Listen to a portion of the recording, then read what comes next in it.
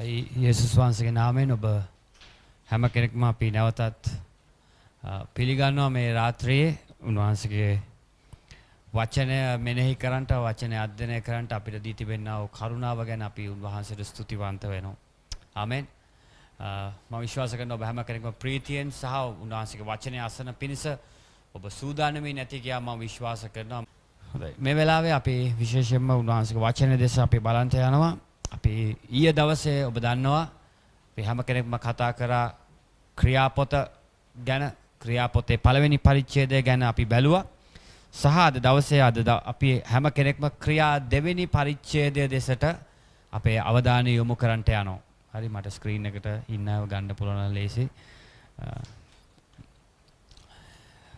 අපි දෙවෙනි පරිච්ඡේදයේ කතා කරන්නා වූ තේමාව තමයි මේ රාත්‍රියේ අපි දැනගත යුතු තේමාවක්.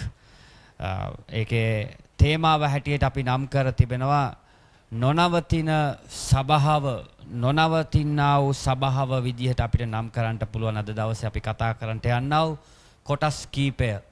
හරි අපි දෙවෙනි පරිච්ඡේදයේ අපි කොටස් කීපයක් පමණයි අපි බලන්නට යන්නේ. අපි විශේෂයෙන්ම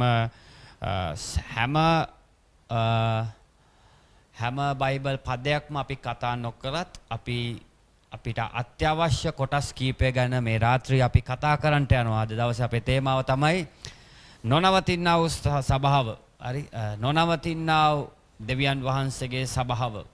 නොනවතිනා වූ ශුද්ධාත්මයන් වහන්සේගේ සබාව ගැන අද දවසේ අපි කතා කරන්නට යන්නේ. right ඔබ දන්නවා සභා ඉතිහාසය ගැන කල්පනා කළොත් අපි ක්‍රියාපොතේ පළවෙනි පරිච්ඡේදයේ සිට දෙවෙනි පරිච්ඡේදයට පැමිණෙද්දී දෙවෙනි පරිච්ඡේදයේ අපි දකින දෙයක් තමයි සාමාන්‍ය සෙනගක් උන 120 දෙනෙක් ගෙන් තමයි මේ සභාව ආරම්භ වෙන්නේ. හරි අද අපි දකින සභාව අපි දකිනවා සභාවන් වල 100 ගණන් දහස් ගණන් ලක්ෂ ගණන් සභාවන් වල සිටිනවා සෙනග. නමුත් අපි ක්‍රියාපොත ගැන බැලුවොත් සභාවේ මුල් සභා ඉතිහාසය ගැන කල්පනා කරොත් 120 දෙනෙක් හිටපු සහ සාමාන්‍ය රැකියාවන් කරපු සාමාන්‍ය පුද්ගලයන් 120 දෙනෙක්ගෙන් තමයි සභාවේ ආරම්භය සභාවේ මූලාරම්භය සිදු වෙන්නේ කියලා අපිට ක්‍රියාපොතේ දෙවෙනි පරිච්ඡේදය අපිට දැක ගන්න පුළුවන්. right ඉතින් මේක අපිට අනර්ග දෙයක්. සමහර වෙලාවට අපි කල්පනා කරනවා අපේ සභාවේ කී දෙනෙක් දින්නේ, අපේ සභාවේ මොන වගේ රැකියාවන් කරන අය දින්නේ, අපේ සභාවේ මොන වගේ සෙනගක් දින්නේ, අපේ සභාවේ මොන වගේ ව්‍යාපාරය කරන අය දින්නේ කියලා බොහෝ අය සමහර වෙලාවට කැළඹීමටපත් වෙනවා. ඔවුන් කල්පනා කරනවා මොකක්ද අපේ සභාවේ ස්වභාවය කියලා. නමුත් අපි කල්පනා කරොත් මේ දක්වා අවුරුදු මහා විශාල ගාණක් නොවේ. නමුත් උන්වහන්සේගේ සභාව ගැන අපි කල්පනා කරොත් අපි දකින දේ තමයි 120 දෙනෙක්ගෙන් තමයි මේ මුල් සභාව ආරම්භ වුණේ. දැන් අපි පළවෙනි පරිච්ඡේදය තුල කතා කරා උන්වහන්සේ අපිට ආධිපත්‍ය දී තිබෙන බව. හරි අපි හැමෝම කියමු උන්වහන්සේ මට ආධිපත්‍ය දී තිබෙනවා. මේ රාත්‍රියේ අපි හැම කෙනෙක්ටම ආධිපත්‍ය දී තිබෙනවා. ආධිපත්‍ය දී තිබෙන්නේ මොනවටද? උන්වහන්සේගේ වචනය ප්‍රකාශ කරන්නට, සභාව කරගෙන යන්නට, සභාව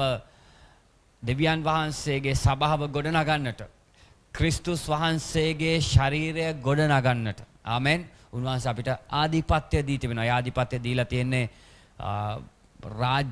රාජ්‍යයන් වලින් නෙමෙයි. ඒ ආධිපත්‍ය දීලා තිබෙන්නේ දේශපාලන කණ්ඩායම් වලින් නෙමෙයි. නමුත් දේව වචනේ කියනවා ශුද්ධාත්මයන් වහන්සේ කර්ණ කොටගෙන සභාවට ආධිපත්‍ය දුන් බව. ආමෙන්.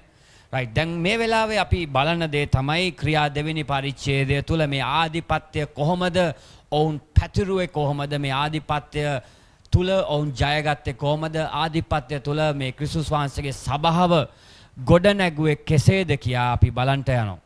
right දැන් මේ වෙලාවේ අපි දෙවෙනි පරිච්ඡේදය අපි පෙරලා ගමු. ක්‍රියා දෙවෙනි පරිච්ඡේදයේ ඉන්න ගමන් මම ඔබට කෙටි හැඳින්වීමක් කරන්නට යනවා. අපි හතරවෙනි පරිච්ඡේදය දිහා බැලුවොත් හතරවෙනි පරිච්ඡේදය පෙරලන්න එපා. හතරවෙනි පරිච්ඡේදයේ අපි දකින දෙයක් තමයි විවිධ නායකයන්. හරි විවිධ නායකයන්. එහෙම නැත්නම් කිතුණු නායකයන් පවා මේ හතරවෙනි පරිච්ඡේදය තුල අපි දකිනවා සභාව නවත්තන්නට ෂට් ඩවුන් කරනවා කියලා කියනවානේ. සභාව වහන්න උත්සාහ කරා. හරි හතරවෙනි පරිච්ඡේදය අපි දකිනවා සභාව නවත්තන්න උත්සාහ කරා කියලා කියනවා. විවිධ ආගමික නායකයන්. හරි නමුත් හොඳට මතක තියාගන්න ආධිපත්‍ය දුන්නා කියලා කියනවා පළවෙනි පරිච්ඡේදයේ. පස්වෙනි පරිච්ඡේදයට එනකොට අපි දකිනවා පස්වෙනි පරිච්ඡේදයට අපි අවධානය යොමු කරොත් ඔබ දකිනවා ඔවුන් අත්අඩංගුවට ගන්නා පිණිස ඔවුන් වැඩ කරා. හරි සමහර ආගමික නායකයන් එහෙම නැත්නම් යුදෙව් සමහර ගැන්වීම් කරපු අය විවිධ අය එකතු වෙලා සභාව බිහිවෙන්න ඉඩ නොදී සභාව වහන්න පිණිස උත්සාහ කරනවා. හතරවෙනි පරිච්ඡේදය කිව්වොත් පස්වෙනි පරිච්ඡේදය කිව්වොත් ඔබට දැක ගන්න පුළුවන් ඔවුන් සිර අඩස්සි වලට අරගෙන ඉන්න පටන් ගත්තා. රයිට්. දැන් මේ සිර අඩස්සි වලට කියනවා අරෙස්ට් කරනවා කියලා කියනවා. ඒ වගේම ක්‍රියාපොතේ විවිධ තැන්වල අපි දකින්න පුළුවන් මේ ආකාරයට සිර කරන්නට උත්සාහ කරා. හරි නායකයන්ව සිර කරන්නට උත්සාහ කරනවා.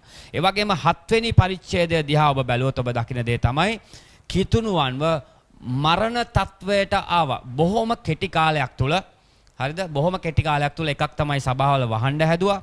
දෙවෙනි කාරණාව තමයි ඔවුන්ව අත්අඩංගුවට ගන්න හැදුවා. සභාවල් සේවය කරපු අයව, සුභාරංචි කියපු අයව, යේසුස් වහන්සේගේ පණිවිඩය දේශනා කරපු අයව, යේසුස් වහන්සේගේ කුරුසේ බලය දේශනා කරපු අයව අත්අඩංගුවට ගන්න උත්සාහ කරා. සහ ඔවුන්ව මරන්න උත්සාහ කරනවා ක්‍රියා 7 වෙනි පරිච්ඡේදයේ සහ සමහර පරිච්ඡේද අපි දැක්කොත්. දැන් අපි මෙතන දකින දේ තමයි කිසිම කෙනෙක්ට කිසිම බලයකට මම කතා කරන්නේ ශුද්ධාත්ම බලය නෙමෙයි කිසිදු බලයකට හැකියාවක් තිබුණේ නැහැ. වෙනත් කිසිදු ආධිපත්‍යයකට හැකියාවක් තිබුණේ නැහැ.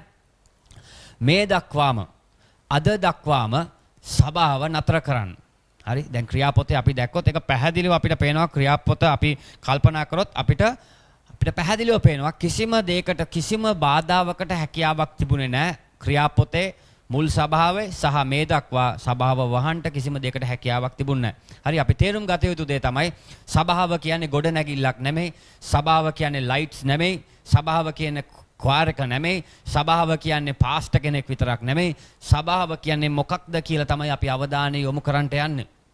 රයිට් හොඳට මතක තියාගන්න සභාව කියලා කියන්නේ ගොඩනැගිල්ලක් නෙවෙයි. අපි ගොඩක් වෙලාවට සභාව කියලා කිව්වම අපි කල්පනා කරන්නේ ලොකු ගොඩනැගිල්ලක් ලස්සන ලයිට්ස් තියෙන ලොකු LED පැනල් එකක් දාපු AC කරපු වායු සමීකරණය කළා හොඳ කම්ෆර්ටබල් විදියට වාඩි වෙන්න පුළුවන් හොඳ පුටු තියෙන තැනක් අපි නියම සභාවක් කියලා කියනවා. නමුත් සභාව කියන්නේ ආත්මයන් වහන්සේගෙන් පූර්ණ වූ සෙනගක් ඉන්න ස්ථානයක් තමයි සභාව කියලා කියන්නේ. හරි ඒ නිසා තමයි මම අද නම් කරේ නොනවතිනා වූ සභාවක් unstoppable church කියලා. right නොනවතිනා වූ සභාව තුල ඇති විශේෂ කාරණාව තමයි ඒකට හේතුව තමයි ඔවුන් ආත්මයන් වහන්සේගෙන් පූර්ණ වෙලා සිටීම. ඔබ මම මුලින් කිව්ව දේ 120 දෙනෙක්ගෙන් පටන් ගත්තා. නමුත් මේ 120 දෙනාම ආත්මයන් වහන්සේගේ අත්දැකීම ලැබුවා.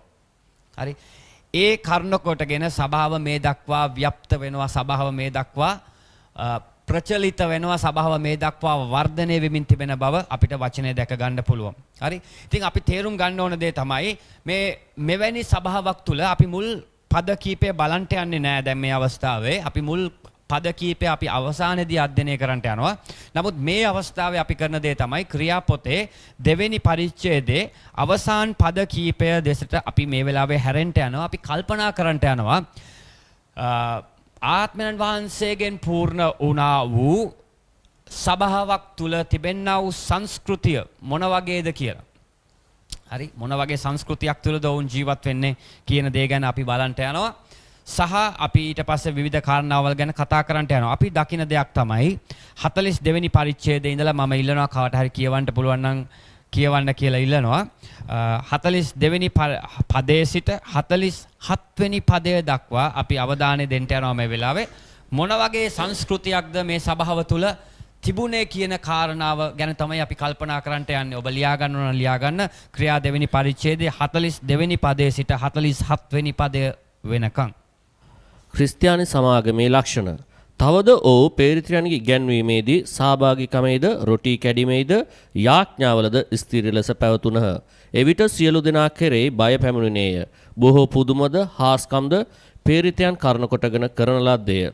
අදාහගත් සියල්ලෝ එක්ව සිට සියලු දේ පොදුවේ තබා ගත්තෝය. ඔවුන් තමන්ගේ ගම් බිම් සා දීපල විකුණා එකිනෙකාට උවමනා තිබුණු හැටියට සියල්ලන්ට බෙදා දුන්නෝය. තවද ඔහු දවසින් දවස නොකඩවා එක් සිත දේවමාලිගාවේ සිටිමින් ගෙදරදී රොටි කඩමින් ප්‍රීතියනුත් අවංක සිතිනුත් කෑම කමින් දෙවියන් වහන්සේට ස්තුති ප්‍රශංසා කරමින් සෙනගට ප්‍රිය උපදින ලෙස ක්‍රියා කරමින් පසු වුණෝය. ස්වාමින් වහන්සේ වනාහි ගැලවෙන්නා වූ අය දවස්පතා ඔවුන්ට එක් කළ සේක. රයිට්, අපි මෙතන දකින දේ තමයි යේසුස් වහන්සේ අන්තිමේදී එහෙම නැත්නම් දෙවියන් වහන්සේ අවසාන පදේ අපි දකිනවා දිනපතා ඒ සභාවට සෙනග එකතු කරා කියලා කියනවා. මුල් පද කීපය ගැන අපි කතා කරොත් අපි දකිනවා ඒ සෙනග තුල තිබුණ සංස්කෘතිය මොන වගේද? රයිට්, එක දෙයක් තමයි අපි දකිනවා විශේෂ දෙයක් මෙතන මේ හැම පදයක්ම කතා කරද්දී අපි දකින දෙයක් තමයි ඔව් බහුවචනයෙන් තමයි කතා කරන්නේ. හැමදෙනාම කියලා කතා කරනවා. රයිට්, සමහරවිට අපි සභාව සීමා කරගන්නවා එක්කෙනෙක්ට දෙන්නෙක්ට. හරි, එහෙම නැත්නම් සුවිශේෂී අයට සභාවේ දකින නිකන් යම් කරන අය ගැන තමයි අවධානය යොමු කරන්නේ. නමුත් මෙතන අපි දකිනවා මෙතන හිටපු හැම කෙනෙක්ම රයිට්, සියලු දෙනාම ඔබට අවශ්‍ය නම් ලියා ගන්න. හැම කෙනෙක්ම මේ සභාවේ ක්‍රියාකාරී සමාජිකයන් වෙලා හිටියා. හැම කෙනෙක්ම. මම ඔබව ධෛර්යමත් කරන්න කැමතියි. ඔබ සභාව තුළ ක්‍රියාකාරී සමාජිකයෙක් ඔබ වෙන්න අවශ්‍යයි මෙච්චර කාලයක්, මෙතරම් කාලයක් ඔබ ක්‍රියාකාරී කෙනෙක් වෙලා හිටියේ නැත්තම්. හරි? අපි මෙතන දකින දේ තමයි හැම කෙනෙක්ම, හරිද? ඊට පස්සේ අපි දකිනවා ප්‍රීතිමත් හදවතකින් අවංක සිතක් ඇතුව ජීවත් වුණා කියලා අපිට දැක ගන්න පුළුවන්. රයිට්, අපිට ගොඩක් තියෙනවා මෙතන කරුණු කතා කරන්න. එක කාරණාවක් තමයි මම ඔක්කොම එකට අරගෙන මම කියන්නම්. මේ හැම කෙනෙක්ම හැම අවස්ථාවකදීම අපි දකිනවා සියල්ලෝම ඔවුන් මේ ආකාරය තමයි මෙතන කතා කරන්නේ. මේ පද පහ පුරාවටම ඔවුන් සියල්ලෝම හැමදෙනාම කියලා තමයි කතා කරන්නේ. ඒ කියන්නේ හැම කෙනෙක්ම ක්‍රියාකාරී අය විදිහට සිටියා. ආමෙන්. ඉතින් මම ඔබට අභියෝගයක් දෙනවා. ඔබ සභාවේ ක්‍රියාකාරී කෙනෙක් වෙන්න අවශ්‍යයි. ඔබ යාඥා කරනවා පමණක් නෙමෙයි. ඔබ යාඥාවට සහභාගී වෙනවා පමණක් නෙමෙයි. ඔබ යාඥාවට සවන් දෙනවා පමණක් නොවේ. සභාවේ කිසිම කෙනෙක් නැහැ ඕඩියන්ස් එකක් නැහැ. සභාව තුල ඕඩියන්ස් එකක් නැහැ. අපි දන්නවා ෆිල්ම් එකක්, සංගීත ප්‍රසංගයක් අපි බලන්ට අපි එළියට ගියොත් එතන තියෙනවා ලොකු ඕඩියන්ස් එකක් නේද? රූපවාහිනිය ඉදිරියේ අපි වාඩි වුණොත් අපි උදාහරණයක් විදියට මොකක් හරි මාධ්‍යක යන්නා වූ දෙයක් අපි හැමෝම එකතු වෙලා බලනවා නම් රයිට්, ඔක්කොම බලනවා නම් අපි ඒකේ ඔඩියන්ස් එක. නමුත් සභාව තුල ඔබ ලියා ගන්න ඔඩියන්ස් එකක් නැහැ. හරිද? එකම එක්කෙනයි ඔඩියන්ස් එකේ ඉන්නේ. කවුද ඔඩියන්ස් එක? අපේ සභාවේ ඔඩියන්ස් එක කවුද? එකම ඔඩියන්ස් එකයි ඉන්නේ. ඒ අපිව මවා පාලනය කරන්නව සර්ව බලධාරී දෙවියන් වහන්සේ. උන්වහන්සේ පමණයි අපි දෙස බලාගෙන ඉන්නේ. හරි? එහෙමනම් ඔබ සභාවේ සමාජිකයෙක් නම්, ඔබ තරුණ කණ්ඩායමේ සමාජිකයෙක් නම්, ඔබ වැඩිහිටි කණ්ඩායම් වල සමාජිකයෙක් නම්, ඔබ මොනයම් හෝ නායකත්වයේ දරන කෙනෙක් නම් හෝ යම් දෙයකට සහභාගී වෙන කෙනෙක් නම් ක්‍රිස්තුස් වහන්සේගේ සභාවේ කිසිම ඔඩියන්ස් එකක් නැහැ. හරිද? ඔඩියන්ස් එකම එකයි තියෙන්නේ. එකම එක්කෙනයි ඉන්නේ. ඒ අපි විශ්වාස කරනවා සර්ව බලධාරී දෙවියන් වහන්සේ. ආමෙන්. රයිට්, දැන් මේක අපි තේරුම් ගන්නට අවශ්‍යයි මේ රාත්‍රියේ. ඔබ තේරුම් ගන්නට අවශ්‍යයි මේ කාරණාව ගැන මේ රාත්‍රියේ. රයිට්, තේරුම් ගන්න හොඳට. හැම කෙනෙක්ම ප්‍රීතියෙන් අවංක සිතක් ඇතුව ජීවත් වුණා කියලා කියනවා මුල් සභාවේ. හරි? අනර්ග දේවල් ඊට පස්සේ කියනවා අපි මේ කාරණාවල් ගැන දැන් කතා කරන්නට යනවා. හොඳට තේරුම් ගන්න, සරලව තේරුම් ගන්න. හැම කෙනෙක්ම ප්‍රීතියෙන් අවංක හදවතක් ඇතුව ජීවත් වුණා. ඇයි? ඒකට හේතුව මොකක්ද? ඔවුන්ට තිබුණේ එක බලාපොරොත්තුවයි. ඒ ස්වාමී වූ යේසුස් ක්‍රිස්තුස් වහන්සේ අපිට සමාව දුන්නා. ආත්මයන් වහන්සේගේ බලය මා තුල තිබෙනවා. මට ආධිපත්‍ය තිබෙනවා සුභාරංචිය ප්‍රකාශ කරන්න. ආමෙන්. ආමෙන් කියලා කියමුද? හරි? එක බලාපොරොත්තුවයි. සභාවට තිබෙන්නේ එක බලාපොරොත්තුවයි. ඒ බලාපොරොත්තුව තමයි මොකක්ද? යේසුස් වහන්සේ අප වෙනුවෙන් ජීවිතය පූජා කරා. උන්වහන්සේ අපිට සමාව දුන්නා. සහ අපිට බලාපොරොත්තුවක් තිබෙනවා උන්වහන්සේ නැවතත් අපි ඕසව ගන්නට යනවා. හරි? මේ බලාපොරොත්තුව ඇතුව තමයි ඔවුන් ජීවත් වුණේ. මේ විශ්වාසය ඇතුව තමයි ඔවුන් සේවය කළේ. මේ කාරණාවල් තේරුම් ගත්ත නිසා තමයි ඔවුන් නිවැරදිව ජීවත් වුණා කියලා කියන්නේ. රයිට්? එතකොට මොන වගේ ගුණාංගද තියෙන්නේ මුල් සභාව තුල. සහ අද සභාවේ මොන වගේ ගුණාංගද අපිට අවශ්‍ය වෙන්නේ. right? දැන් මෙතන කතා කරන්නේ අපි ගැන කියලා අපි කල්පනා කළොත් මේ නොනවතිනා වූ සභාවක තිබෙන ගුණාංග කියලා ඔබ ලියා ගන්නවා ලියා ගන්න. මම ඔබ ධෛර්යමත් කරන්න කැමති. පළවෙනි ගුණාංගය තමයි අපි ඔවුන් තුල දකිනවා. අපි දෙවෙනි 42 වෙනි පදය අපි මේ වෙලාවේ කියවන්න කියලා මම ඉල්ලනවා. 42 වෙනි පදය. තවද ඔහු පේරිත්‍රයන්ගේ ඉගැන්වීමෙහිදී සහභාගීකමේද රොටි කැඩීමේද යාඥාවලද ස්ථීර ලෙස පැවතුනහ. ආමෙන්. මොකද්ද මෙතන කියන්නේ? එතන කියනවා ඔවුන් ප්‍රේරිතයන්ගේ ඉගැන්වීම් වල සිටියා. right? ඒ වගේම ඔවුන් සහභාගීකමක් ඔවුන් අතර තිබුණා. සහ රොටි කැඩීමෙහිද යාඥාවලද ඔවුන් ස්ථීර ලෙස පැවතුණා. ආමෙන්. ආමෙන්. අපි ආමෙන් කියලා කියමුද? 42 වෙනි පදයේ කියන අනර්ග දෙයක්. හරි? ඔවුන් ස්ථීරව හිටියා. ස්ථීරව සිටීම ඔබටත් මටත් අපගේ පවුල් වලටත් අපි හැම කෙනාටමත් අත්‍යවශ්‍ය දෙයක්. ස්ථීරත්වය ඔබටත් මටත් අපි හැමෝටම අත්‍යවශ්‍ය දෙයක්. එතන කියනවා ඔවුන් ස්ථීරව හිටියේ මොනවා ගැනද? ඔවුන් ඉගැන්වීම් ඉගෙන ගන්න අපි නිසා අපි දකින දෙයක් තමයි බොහෝ අයට ඉගෙන ගන්නට කැමති නෑ. නමුත් ඔවුන්ට සභාව ඇවිල්ලා මොනවා හරි කරන්ට දෙනවා නම් ඒවා කරන්න හරි කැමති. මම කතා කරන්නේ අපේ සභාව ගැන නෙමෙයි විවිධ තැන්වල අපි දකින දෙයක්.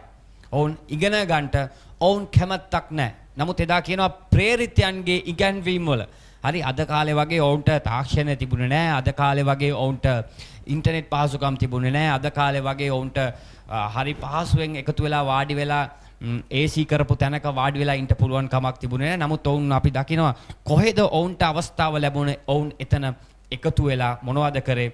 ඔවුන් ඉගැන්වීම් වල සිටියා. ඔවුන් සහභාගීකම් පවත්වුවා සහ ඔවුන් රොටි කැඩීම කරා. හරි?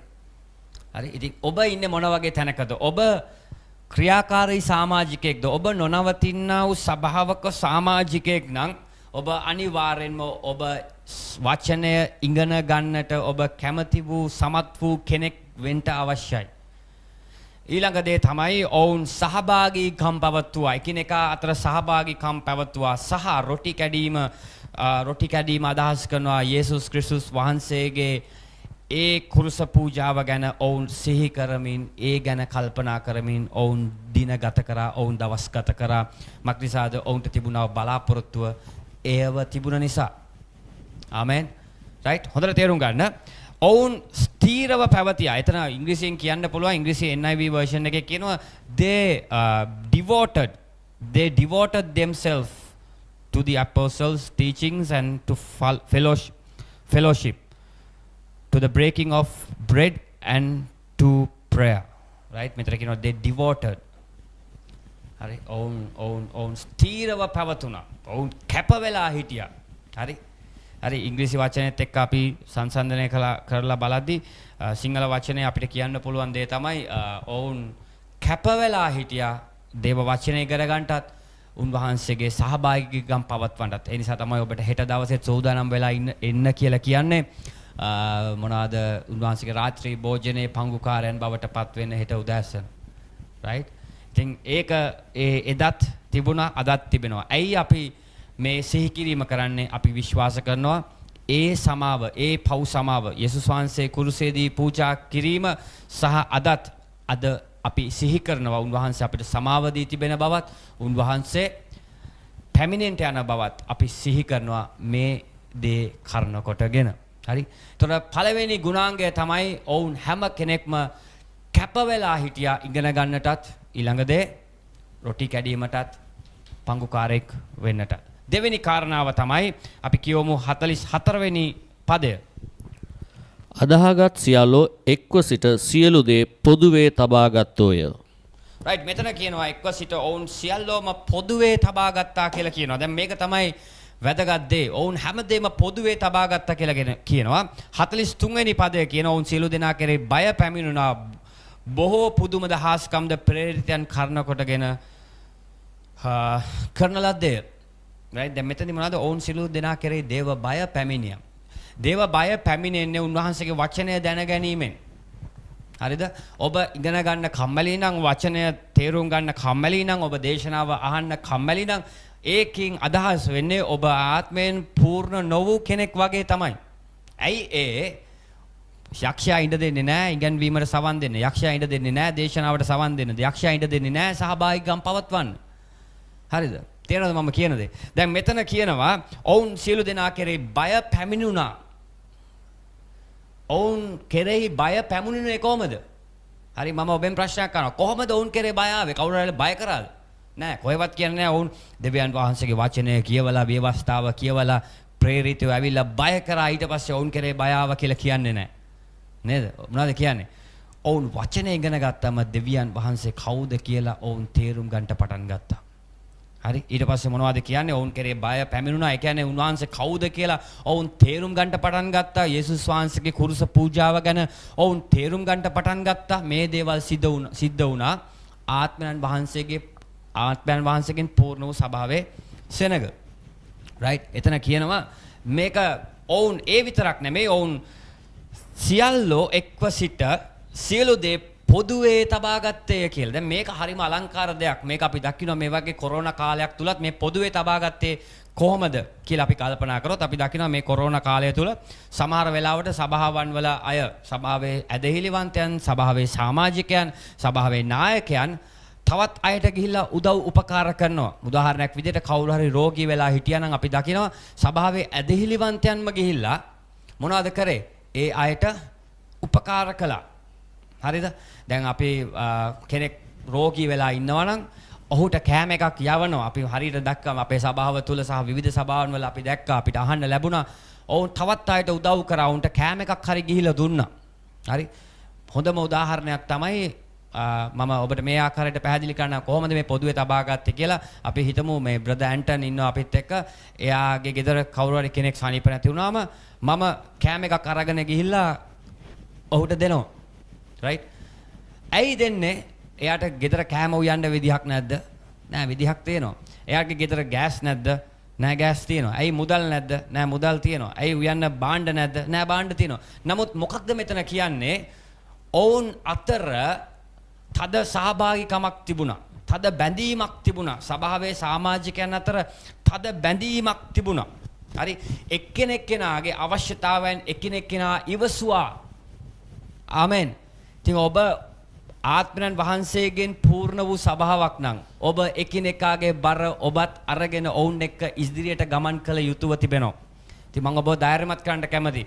ඔබ සිටින්නේ ආත්මයන් වහන්සේගෙන් පූර්ණ වූ සභාවක නම් ඔබ ඒකේ සමාජිකයෙක් නම් අපිටත් පුරුද්ද තියෙන්න ඕනේ. අපිටත් හැකියාව තිබෙන්න ඕනේ එකිනෙකාගේ දුක දරා ගන්නට. ආමෙන්. ඒක තමයි දා කියන්නේ ඔවුන් සියල්ල පොදුවේ තබා ගත්තා කියලා. අපි සමහරවල්ලාට හිතනවා ඒගොල්ලෝ ඔක්කොම ඒක දේවල් වැරදි ඉගැන්වීම් ඇවිල්ලා තියෙනවා මේ පොදුවේ තබා ගත්තා. ඒ නිසා අපිත් හැමදේම පොදුවේ තියාගන්න ඕනේ. අපේ වාහනේ පොදුවේ පාවිච්චි කරන්න ඕනේ. අනුන්ගේ ගෙවල් අපි පොදුවේ පාවිච්චි කරන්න. ඒක නෙමෙයි මෙතන අදහස් කරේ. ඔවුන් පොදුවේ තබා ගත්තා කියලා කියන්නේ එකිනෙකනාව දරාගෙන එකිනෙකාව උසුලාගෙන ඔවුන් ගමන් කරා කියලා කියනවා. පැහැදිලිද? ඔබ මෙච්චර කාලෙක ඉගෙන ගත්තේ නැත්නම් ඔබ දැනගෙන හිටියේ නැත්නම් හොඳට තේරුම් ගන්න. මේක තමයි යේසුස් ක්‍රිස්තුස් වහන්සේත් කළේ. හරි මම ඔබට පැහැදිලි කරන්න. මොකද්ද යේසුස් වහන්සේ කරේ? මොකද්ද ක්‍රිස්තුස් වහන්සේ කරේ? උන්වහන්සේ මිනිස්යාගේ පාපය වෙනුවෙන් උන්වහන්සේ පොළවට ඇවිල්ලා උන්වහන්සේගේ ජීවිතය පූජා කරලා උන්වහන්සේගේ ජීවිතය පූජා කිරීමෙන් අපිට අපගේ පාපයට, අපගේ ශාපයට, අපගේ රෝගයට, අපගේ ගැටලු වලට, ප්‍රශ්න වලට උන්වහන්සේ සමාව දුන්නා. ආමෙන්. දැන් ඒ සමාව ඔබට අයිති නම්, ඒ සභාව මට අයිති නම්, සභාව ඒ සමාව මටත් අයිති නම්, ඒ සමාව ඔබට අයිති නම් අපිත් එකිනෙකාගේ දේවල් දරාගෙන අපිත් ගමන් කළ යුතුව තිබෙනවා මේ රාත්‍රියේ. හරි? ඔබ පිපිදීමක් ඇති සභාවේ සමාජිකයෙක් නම්, නොනවතිනා වූ සභාවේ සමාජිකයෙක් නම් ඔබ හොඳට මතක තබා ගන්නට අවශ්‍යයි. ක්‍රිස්තුස් වහන්සේ පවා ඒ දේ කරා. හරි නැවත ලබා ගන්න පිණිස නෙමෙයි උන්වහන්සේ කරේ. හරි කවදා හරි අපිට පුළුවන් ද යේසුස් වහන්සේ අප වෙනුවෙන් කුරුසේ ජීවිතය පූජා කරා මමත් උන්වහන්සේ වෙනුවෙන් මේ කෑම වේලක් දෙනවා කියලා කියන්න පුළුවන්ද අපිට?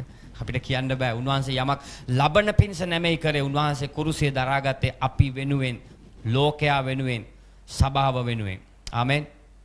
ආමෙන්.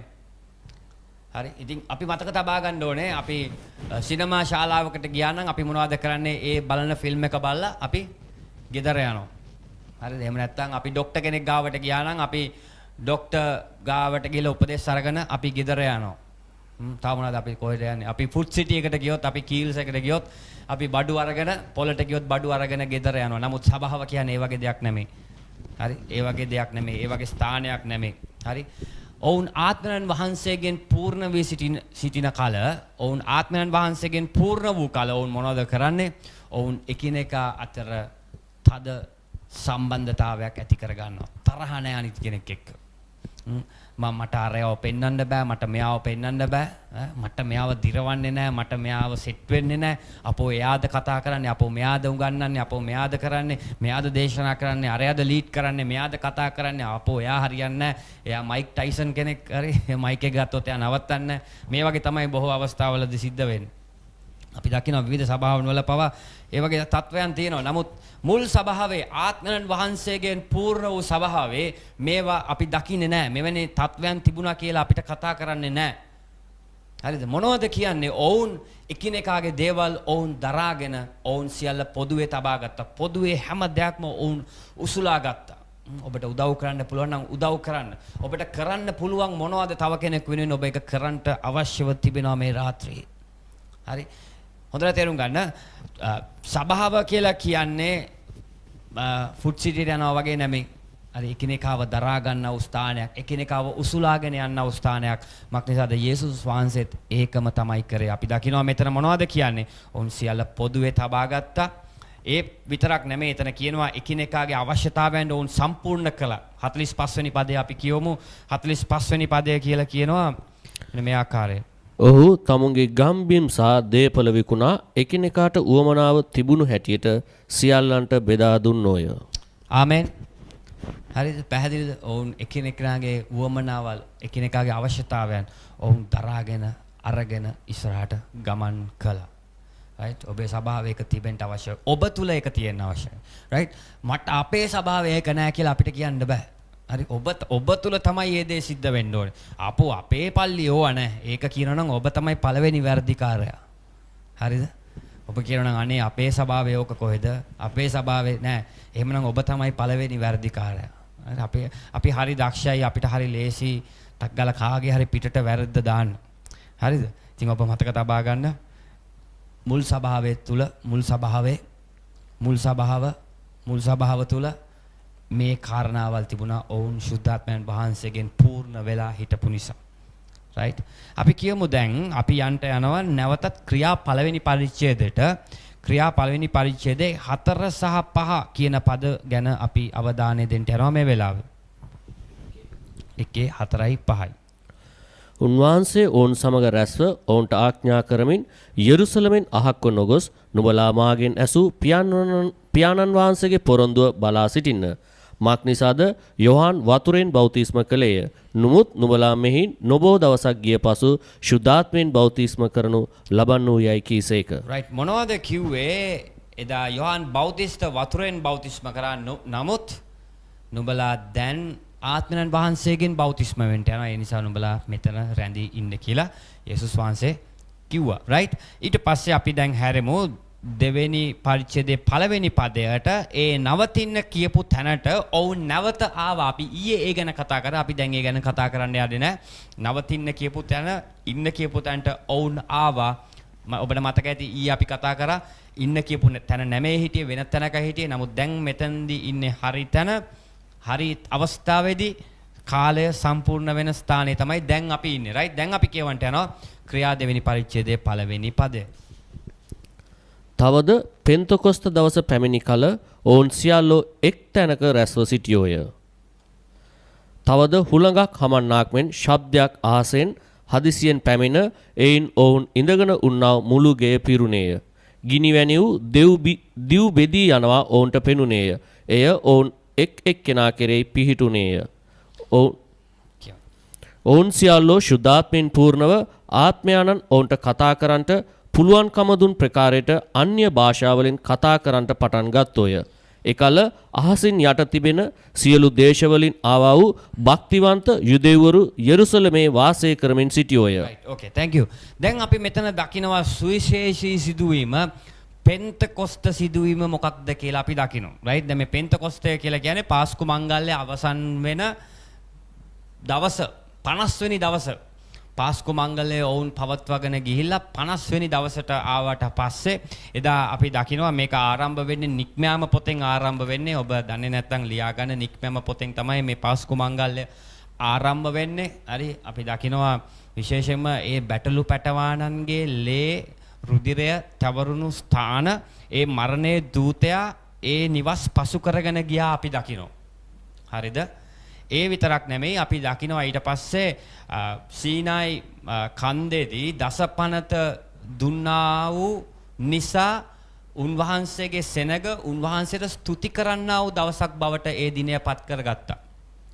ඊශ්‍රායල් වරු උන්වහන්සේගේ දසපනත දුන්නා වූ දවස සිහි කරන්ට මේ දවසේ යොදාගත්තා. ඒ වගේම තමයි අපි දකින දෙයක් තමයි පාස්කු මංගල්‍යයට පස්සේ මේ 50 වෙනි පෙන්තකොස්ත දවස ආවට පස්සේ ඔවුන් මොනවද කරේ? ඔවුන් සභාවට අරගෙන ආවා මේ 50 වෙනි දිනේදී. හරි? මේ 50 වෙනි දිනේදී එහෙම නැත්නම් සති 7කට පස්සේ අස්වැන්න අරගෙන එනවා උන්වහන්සේට දී යුතු කොටස දෙන්නට. හරිද? හොඳට තේරුම් ගන්න. එතකොට මේක ඔවුන් දෙවියන් වහන්සේ ඉදිරියට ගෙනාව තෑග්ගක් වගේ සහ උන්වහන්සේට ස්තුති කිරීමක් තමයි මේ පෙන්තකොස්ත දවසේදී සිදුවන්නේ. හරිද? ඔවුන් විශේෂයෙන්ම ස්තුතිවන්ත වෙනවා, දසපන්ත ගැන ස්තුතිවන්ත වෙනවා, ඔවුන් වහල් භාවයෙන් නිදහස් කිරීම ගැන ස්තුතිවන්ත වෙනවා. සහ අපි අද පාස්කු දිනය සමරනවා. මොකක්ද පාස්කු දිනය විදිහට සමරන්නේ? යේසුස් ක්‍රිස්තුස් වහන්සේගේ මොකක්ද? කුරුස පත්වීම. ඒ වගේම අපි දකිනවා අද අපි පෙන්තකොස්ත දවස සමරනවා. දින 50කට පස්සේ දින 50කට පසු පෙන්තකොස්ත දවස අදත් අපි සමරනවා. මේ ක්‍රියා දෙවෙනි පොතේ දෙවෙනි පරිච්ඡේදයේ ක්‍රියා දෙවෙනි පරිච්ඡේදයේ සිදුවුණ සිදුවීම අදටත් අපි සැමරීමක් කරනවා පෙන්තකොස්ත දවස හැටියට නම් කරලා. හරිද? දැන් මේ පාස්කු දිනේදී අපි අදහන දෙයක් තමයි යේසුස් වහන්සේ කුරුසේ උන්වහන්සේගේ ජීවිතය පූජා කරපු දවස. එතෙන් සිට දින 50ක් අපි කවුන්ට් කරලා අපි සමරනවා පෙන්තකොස්ත දවස. රයිට්? දැන් අපි මේ පෙන්තකොස්ත දවස අපි සමරන්නේ සැබවින්ම උන්වහන්සේ දුන්නා වූ තෑග්ගක් විදිහට. ඇයි අපිට මේ පෙන්තකොස්ත දවස සමරන්න පුළුවන්කම තියෙන්නේ? පාස්කු දිනේදී උන්වහන්සේගේ ජීවිතය උන්වහන්සේ පූජා කරලා උන්වහන්සේගේ අභිමුඛත්වය ලබන්ට සුදුස්සන් බවට අපිව පත් කරලා පෙන්තකොස්ත දවසේදී ශුද්ධාත්මයන් වහන්සේ විසින් අපිට කවදාවත් නැති නොවන තෑග්ගක් දුන්න සභාවට. ඒක තමයි මේ ශුද්ධාත්ම වැගිරීම. අපි ක්‍රියා දෙවෙනි පරිච්ඡේදයේ පළවෙනි පද කීපය තුල දකින ඒ වැගිරීම. ආමෙන්. දැන් ඒ වැගිරීම අපි අද හඳුන්වනවා පෙන්තකොස්ත දවස විදිහට. මේක ශුද්ධාත්මයන් වහන්සේ දුන්නා වූ තෑග්ගක්. හරි? මේක කියනවා මේක මේ උන්වහන්සේගේ දීමනාවක් විදිහට අපි නම් කරනවා. රයිට්? හොඳට තේරුම් ගන්න. අද අපි පෙන්තකොස්ත දවස සමරන්නේ යේසුස් වහන්සේගේ කුරුස පූජාවෙන් පසු දින 50කට පස්සේ. හරිද? පැහැදිලි මම කියන එක. දැන් අදත් අපි මේ පෙන්තකොස්ත දිනය සමරන්න හේතුව තමයි ඒ ආත්මයන් වහන්සේගේ වැගිරීම මුල් සභාව ලැබපු අත්දැකීම අදත් අපි සමරනවා. ඇයි?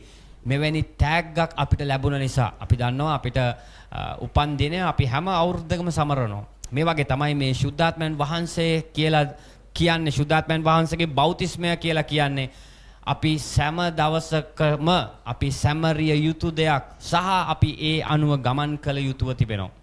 ගොඩක් අය අපි කරන්නේ සමරන එක විතරයි. නමුත් ඒ අත්දැකීම අපි ලබන්නේ නැහැ. හරිද? ඒ අත්දැකීමයි වැදගත් වෙන්නට යන්නේ සභාව ඉදිරියට යන්න නම්. එහෙමනම් හොඳට තේරුම් ගන්න මේ පෙන්තකොස්ත දවස කියලා කියන්නේ යේසුස් වහන්සේ දුන්නා වූ තෑග්ගක්. පෙන්තකොස්ත දවස කියලා කියන්නේ ශුද්ධාත්මයන් වහන්සේ අපිට දුන්නා වූ තෑග්ගක්. මේක එදා මුල් සභාවේ සමාජිකයන්ට දුන්නා නම් අද යේසුස් වහන්සේ කරුණ කොටගෙන ගැලවීම ලබා සිටිනා ඔබ හැම කෙනෙකුටම අයිති මේ තෑග්ග උන්වහන්සේ ඔබට අදටත් මේ තෑග්ග දී තිබෙනවා. ආමෙන්. ඔබට මේ වෙද්දිත් උන්වහන්සේගේ බලය, උන්වහන්සේගේ ආධිපත්‍ය, උන්වහන්සේගේ වැගිරීම උන්වහන්සේ ඔබ කෙරෙහි තබා තිබෙනවා. අපි එදාට කරන්නේ මේ අපි මේ පෙන්තකොස්ත දවසට අපි උත්සාහ කරන්නේ ඔබව තවත් පුරවන එකවත් එහෙම දෙයක් නෙමෙයි. අපි එදාට කරන්නේ තවත් අපි සන්නද්ධ වෙනවා, අපි සමරනවා උන්වහන්සේ අපිට දීලා තිබෙන නිසා, ශුද්ධාත්මයන් වහන්සේ අපිට දීලා තිබෙන නිසා අපි සැමරීමක් තමයි එදාට අපි කරන්නේ. හරි, එහෙනම් මතක තියාගන්න අවශ්‍යයි මේ ටැග්ගක්, කවුරු හරි ෆෝන් එකක් අපිට ටැග්ගක් දුන්නොත්, හරිද? අපි නැවතත් ඒ ටැග්ග දීපු කෙනාගෙන් ගිහිල්ලා අනේ මට ওই ෆෝන් එක දෙන්න කියලා කියන්නේ නැහැ. හරි, එදා මුල් සභාවට දුන්න ටැග්ග අදත් අපි සිහි කරනවා උන්වහන්සේ අපිටත් දීලා තියෙන නිසා. හරියට තේරුම් ගන්න, නිවැරදිව තේරුම් ගන්න. එදා උන්වහන්සේ දුන්නා, අදත් උන්වහන්සේ දී තිබෙනවා. උන්වහන්සේ කරලා හමාරයි. කොහොමද කරලා හමාරුනේ? එදා උන්වහන්සේ ක්‍රිස්තුස් වහන්සේගේ ලේ කර්ණ කොටගෙන උන්වහන්සේගේ සෙනගට උන්වහන්සේ සමාව දුන්නා. උන්වහන්සේ අපිව සුදුස්සන් බවට පත් කරා. උන්වහන්සේගේ අභිමුඛත්වයේ රැගෙන යන මනුෂ්‍යයන් විදියට ජීවත් වෙන්න උන්වහන්සේ අපිට අවස්ථාව දුන්නා. right, දැන් අපිට කොහොමද ඒක මේ ටැග් අපි තුල තිබෙනවා කියලා අපි කොහොමද දන්නේ? අපි දන්නවා උන්වහන්සේ අපිට සමාව දුන්නා. උන්වහන්සේගේ දරුවෙක් හැටියට උන්වහන්සේ අපිව පිළිගත්තා. උන්වහන්සේ අප සමග සිටිනවා. අපි දන්නවා ශුද්ධාත්මයන් වහන්සේ අප තුල වාසය කරනවා කියලා. right, දැන් එහෙමනම් පෙන්තකොස්ත දවසේදී විතරක් නෙමෙයි අපි බලය ලබන්නේ. පෙන්තකොස්ත එදා වැගිරීම සිදු දවසේ පටන් අපි බලය රැගෙන යන්නා වූ අය. හරි, එහෙමනම් අපි මොනවද ඒකට කියන්නේ?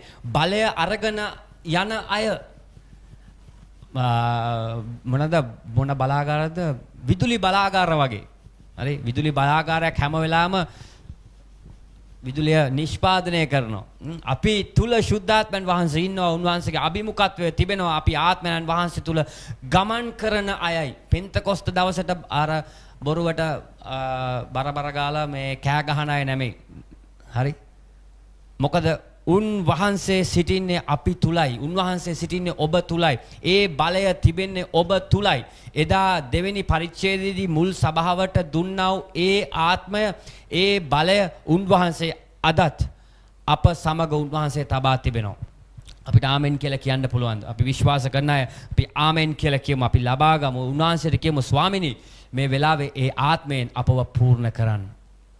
හරි, අපි තවත් කරුණු කීපයක් අපි කතා කරන්න ඉස්සලා මම ඉල්ලනවා අපි හැමෝම අපි S2 වහලා අපි උන්වහන්සේට කියමු ස්වාමිනී ඔබ වහන්සේගේ බලයෙන් මේ වෙලාවේ එදා මුල් සභාවට දුන්නා වූ බලය ස්වාමිනී ඔබ වහන්සේ මා තුල තබා තිබෙන නිසා ස්තුතියි කියලා අපි මේ වෙලාවේ අපි උන්වහන්සේට කියන්න යනවා. අපි හැමෝම කියමු. අපි උන්වහන්සේට කියමු. අපි ස්තුතිවන්ත වෙමු. අපි S2 වහලා උන්වහන්සේට කියමු ස්වාමිනී ස්තුතියි ඔබ වහන්සේ මට ඒ බලය දී තිබෙන නිසා. අපි ඇදහිලි හදවතකින් කියමු. උන්වහන්සේට කියමු. අපි හැම කෙනෙක්ම මුඛය විවෘත කරලා කියන්න. ස්වාමිනී ස්තුතියි අපිට ඔබ වහන්සේ ආත්මය දීලා තියෙන නිසා. ස්වාමිනී ඔබ වහන්සේට ස්තුතියි ඒ ආත්මය ඔබ වහන්සේ අප මැදේ තිබෙන තබා තිබෙන නිසා. අපි ස්තුති කරමු. අපි හැම කෙනෙක්ම ස්තුතිවන්ත වෙමු.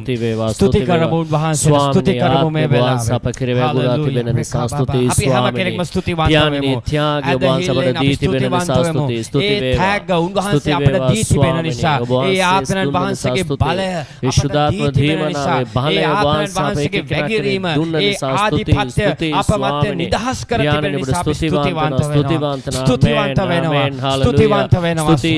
පියාණන් අපි පවුලකට ස්තුතිවන්ත වෙනවා ස්වාමිනේ. Hallelujah hallelujah. right, ඊට පස්සේ උන්වහන්සේගේ වචනේ කියනවා පස්වෙනි පදය කතා කරනවා.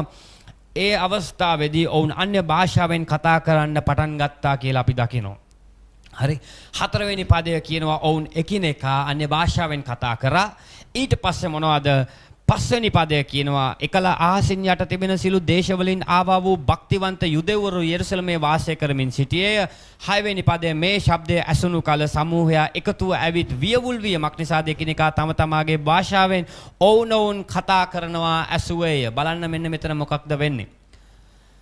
මොනවද වෙන්නේ? මෙතන මොකක්ද සිදු වෙන්නේ? ඔවුන් එකිනෙකා අන්‍ය භාෂාවලින් කතා කරන්න පටන් ගත්තම මිනිස්සු එකපාර කැළඹෙන්න පටන් ගත්තා. මේ අය කොහොමද අපේ භාෂාවලින් කතා කරන්නේ? හරි, කොරින්ති පොතේ කියනවා මේ අන්‍ය භාෂාව කියලා කියන්නේ අභක්තිකයන්ට ලකුණක් දෙවියන් වහන්සේ ගැන. හරිද? මෙතන කියනවා එකිනෙකා වියවුල් වෙන්න පටන් ගත්තා. කොහොමද මේගොල්ලෝ අපේ භාෂාවලින් කතා කරන්නේ? හරිද? ඔබ දැන් වැරදි විදිහට මේ අන්‍ය භාෂාව ගැන තේරුම් ගත්තා නම් හොඳට දැන් මෙන්න මෙතන බලන්න. අන්‍ය භාෂාව කියලා කියන්නේ ස්පීකින් ටංග්ස් කියලා කියන්නේ තවත් භාෂාවක්. අපි දන්නේ නැහැ මොකක්ද භාෂාව. හරි අපි දන්නේ නැහැ මොන වගේ දෙයක්ද කියලා. අපි වැරදියට තේරුම් ගන්නට හොඳ නැහැ. අන්‍ය භාෂාව අපිට ඉගෙන ගන්න බෑ. අන්‍ය භාෂාව අපිට කොපි කරන්න බෑ. අන්‍ය භාෂාව තවත් කෙනෙක් කතා කරපු පළියට අපිට ඒක කතා කරන්න බෑ. අන්‍ය භාෂාව කියලා කියන්නේ අන් භාෂාවක්. හරි? සමහර වෙලාවට අපි නොදැනුවත්වම තවත් රටක භාෂාවකින් කතා කරනවා වෙන්න පුළුවන්. අපිට කියන්න බෑ මේ දැන් මෙන්න මෙයා අන්‍ය භාෂාවෙන් කතා කරනවා. මෙන්න මේ කතා කරන්නේ මේ ස්වර්ගයේ කට්ටිය කතා කරන භාෂාවෙන්. හරිද? එහෙම කියන්න බෑ. දැන් මෙන්න මෙයා කතා කරනවා. දැන් කතා කරනව ඇත්තේ දේවදූතයෝ කතා කරන්න බෑ. එහෙම වෙන්න බෑ. හරිද? හරියට තේරුම් ගන්න. අන් භාෂාවක්, අන්‍ය භාෂාව කියලා කියන්නේ අන් භාෂාවක්. අපි දන්නේ නැහැ මොකක්ද භාෂාව කියලා. මෙතන හොඳටම පැහැදිලි. හරිද? එක එක තැන් වලින් ආපු අය අභක්තික මොනවද කියන්නේ භක්තිවන්ත යුදෙව්වරු යෙරුසලමේ වාසය කරමින් හිටියා. මේ ශබ්දය ඇහුනම එක එක්කෙනා ඇවිල්ලා ඔවුන් වියවුල් වුණා. ඔවුන්ගේ භාෂාවල් ඇහෙන්න ගත්තා. අර 120 දෙනා කතා කරපු භාෂාවන් අතර එතන හිටපු අයගේ භාෂාව වලිනුත් ඔවුන් දෙවියන් වහන්සේට ස්තුතිවන්ත වෙමින් හිටියා. තේරුණාද මම කියන එක? දැන් මේගොල්ලෝ මේ උන්වහන්සේගේ බලය ලබන්න ඉස්සලා මොනවද කරේ? දැන් මෙතන උඩු මහලේ ඔවුන් රැස් වෙලා හිටියා. ඔවුන් මොනවද කරමින් හිටියේ? ඔවුන් යාඥා කරමින් සිටියා. සහ ඊළඟ කාරණාව තමයි ඔවුන් යාඥා කරමින් ඉන්නකොට ඔවුන් අන්‍ය භාෂාවෙන් කතා කරන්නට පටන් ගත්තා. අන්‍ය භාෂාවෙන් කතා කරා විතරක් නෙමෙයි ඒක ඇහුණ මිනිස්සු කැළඹෙන්න පටන් ගත්තා. මේ මොකක්ද වෙන්නේ? හරි? මේ මොකද්ද මේ සිදුවීම? ඔවුන්ට හිතා ගන්න බැරි වුණා. හරිද? එතකොට අන්‍ය භාෂාව කියලා කියන්නේ අපිට සීමා කරන්න බෑ. මේක මෙන්න මේ භාෂාව, මේක මෙන්න මේ භාෂාව. අපි අන්‍ය භාෂාවෙන් හෙබ්‍රෙව් වලින් කතා කරයි, ග්‍රීක් වලින් කතා කරයි. අපිට හැබැයි කොපි කරන්නත් බෑ තවත් කෙනෙක් කරන එක. ඒක උන්වහන්සේම දෙන්නා වූ බෞතිස්මේ ලකුණක්. සුද්ධාත්ම බෞතිස්මේ ලකුණ තමයි අන්‍ය භාෂාව. හරි ඔබ දන්න ත ලියා ගන්න අන්‍ය භාෂාව කියලා කියන්නේ සුද්ධාත්ම බෞතිස්මේ ඇති එක අඩයාලමක්, එක ලකුණක්. හරි තේරුණාද? අන්‍ය භාෂාව කියන්නේ දීමනාවක්. ඔබට ඕන විදිහකට ලියා ගන්න. අන්‍ය භාෂාව කියන්නේ දීමනාවක් කියන්න පුළුවන්. සුද්ධාත්ම බෞතිස්මේ අඩයාලමක් කියන්න පුළුවන්. සුද්ධාත්ම බෞතිස්මේ ලකුණක් කියලා කියන්න පුළුවන්. අපිට මේ විදිහට හඳුන්වන්න පුළුවන්. ආමෙන්.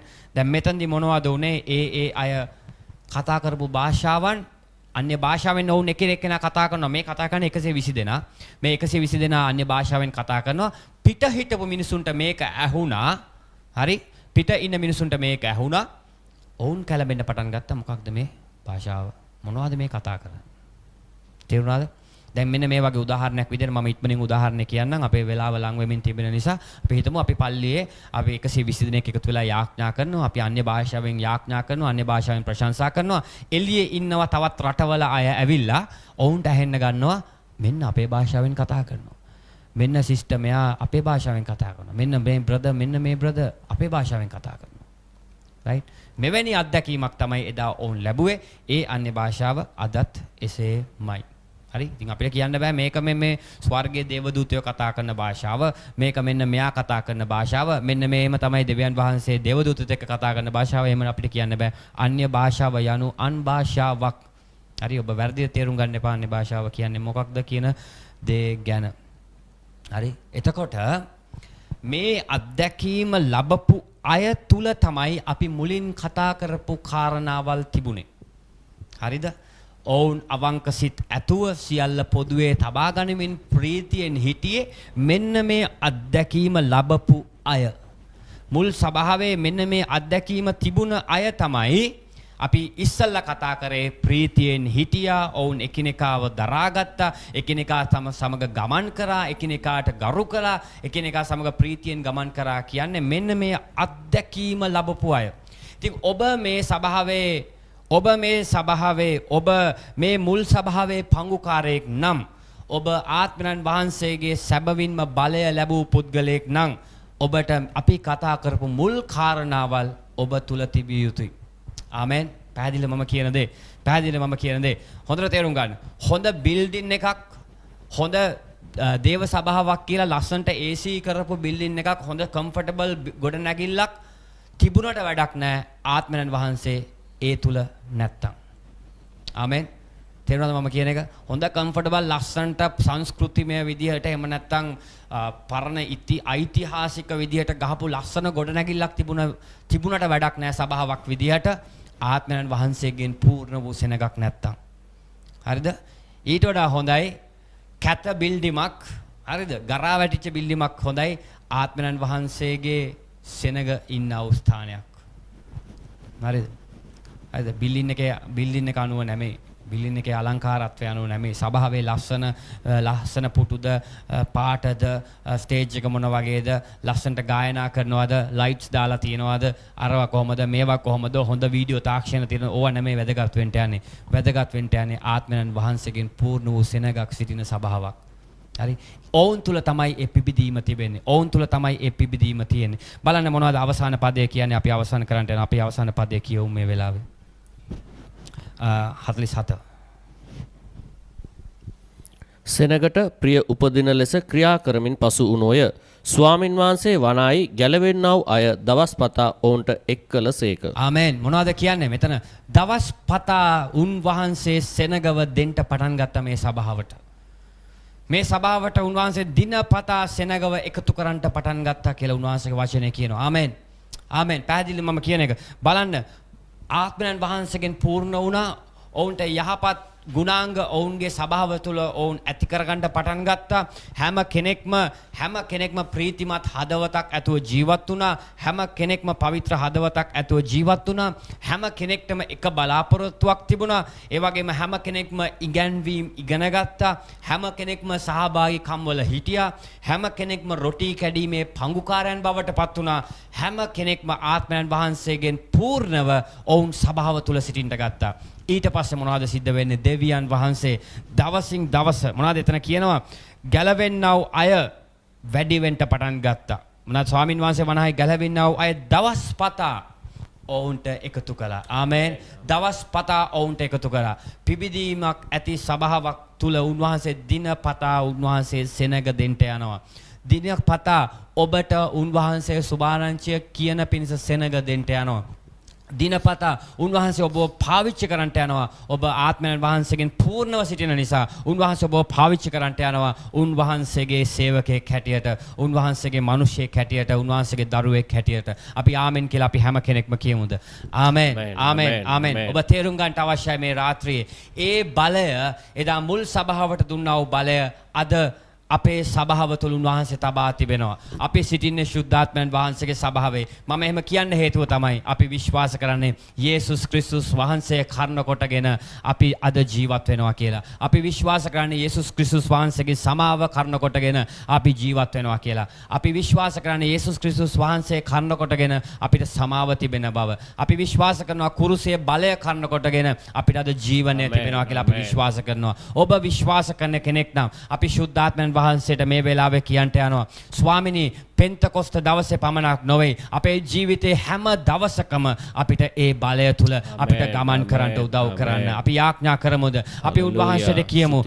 අපේ මුඛය විවෘත කළා අපි ශුද්ධාත්මයන් වහන්සේට කියමු. ස්වාමිනී අපිට ඕනේ ඒ මුල් සභාව තුල සිටියා වූ ඒ මුල් සභාව තුල තිබුණා වූ ඒ බලය අපිට ඕනේ. ඒ මුල් සභාවේ හිටපු මිනිසෙක් බවට අපිට පත්වෙන්න ඕනේ.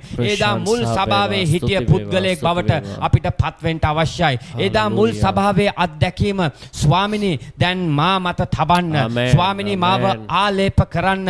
ස්වාමිනී මාව ස්පර්ශ කරන්න. ස්වාමිනී මට අත ගසන්න කියලා අපි හැම කෙනෙක්ම මේ රාත්‍රියේ අපි ශුද්ධාත්මයන් වහන්සේගෙන් ඉල්ලමු. ශුද්ධාත්මයන් වහන්සේට කියමු ස්වාමිනී දැන් මාව ස්පර්ශ කරන්න.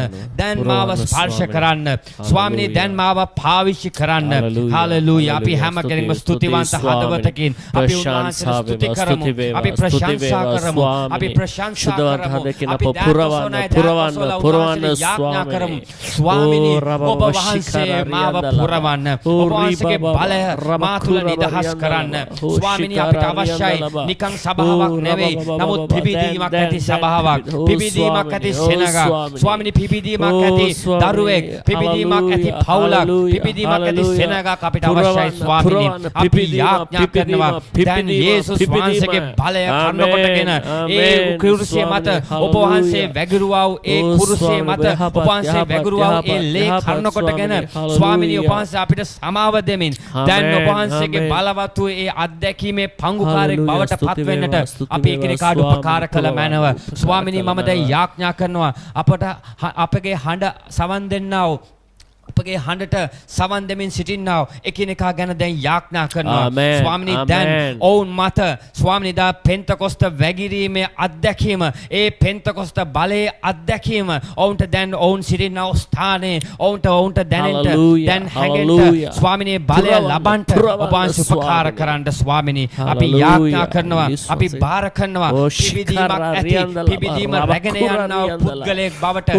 දැන් ඔබ වහන්සේ උන පත්කල මැනව නිදහස් කළ මැනව ඒ බලය ඒ ආලේපය ඔවුන්ට තව තවත් නිදහස් කළ මැනව සැබවින්ම ශුද්ධාත්මයන් වහන්සේ ඔවුන් සමග ගමන් කරන බව ඔවුන්ට තේරුම් ගන්නට දැනගන්නට උදව් කළ මැනව ස්වාමිනී මේ වෙලාවේ එකිනෙකා ඔබගේ දෑතර බාර කරනවා ශුද්ධාත්මයන් වහන්සේගේ හස්තයට බාර කරනවා දැන් ඔබ වහන්සේ ඔවුන් රැගෙන පාවිච්චි කළ මැනව පිබිදීම රැගෙන යනා වූ කෙනෙක් බවට පත් කළ මැනව පිබිදීම සමග ගමන් කරන කෙනෙක් බවට පත් කළ මැනව ස්වාමිනී පිබිදීම අත්‍යතිව ගමන් කරන කෙනෙක් බවට දැන් එකිනෙකා ඔබ වහන්සේ නිදහස් කළ මැනව ස්වාමිනී ඔබගේ දෑතර එකිනෙකා බාර කරනවා එකිනෙකා බාර කරනවා ස්වාමිනී එකිනෙකා බාර කරනවා යේසුස් වහන්සේගේ නාමයෙන් ආමෙන් ආමෙන් ආමෙන් මම ඔබ ධෛර්යමත් කරන්න කැමතියි මේ වෙලාවේ සැබවින්ම ඒ ශුද්ධාත්මයන් වහන්සේ ඔබ තුල සිටිනවා ඒ ශුද්ධාත්මයන් වහන්සේ ඔබ තුල වාසය කරනවා උන්වහන්සේ ඔබව සන්නද්ධ කරනවා ඇති උන්වහන්සේ ඔබ රැගෙන යන පිණිස මක්නිසාද